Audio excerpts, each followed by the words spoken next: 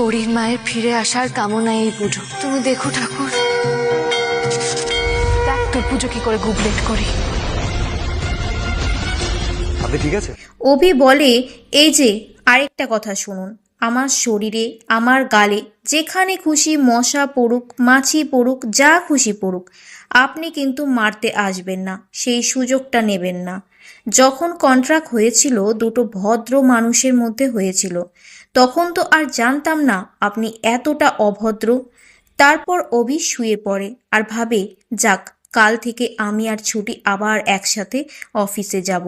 ছুটি আমাকে ছেড়ে যাচ্ছে না, এটা নিশ্চিন্ত হলাম। ছুটি ভাবে, আমি যাচ্ছি না তার জন্য আপনি এতটা খুশি হয়েছেন উকিল স্যার?